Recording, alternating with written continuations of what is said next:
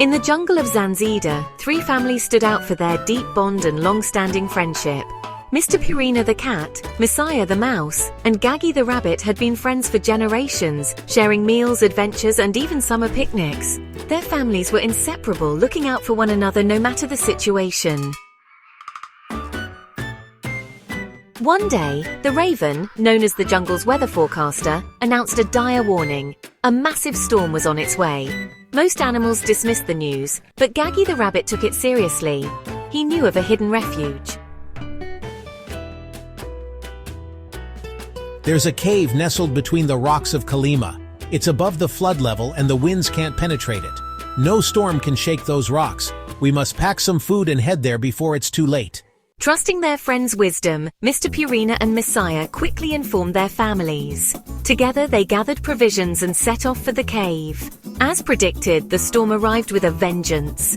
Thunder roared, rain poured endlessly, and the jungle became unrecognizable.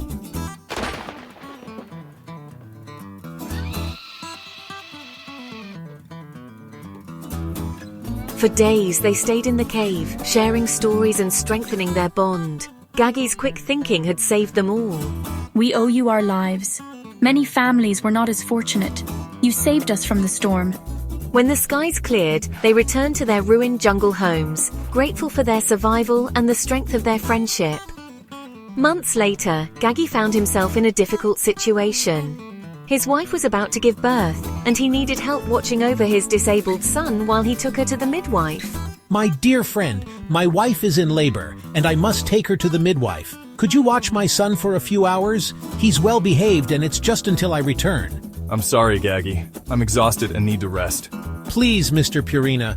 I wouldn't ask if it weren't important. I said no.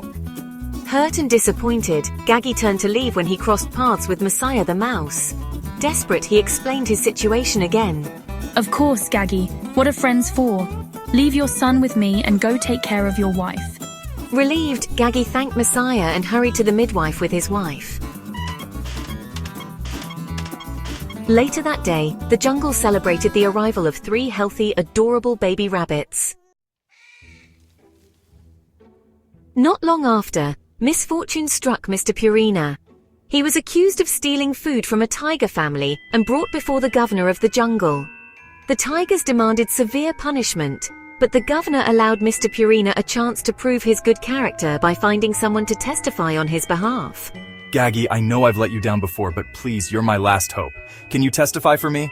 Gaggi hesitated, remembering the time Mr. Purina had refused to help him in his moment of need.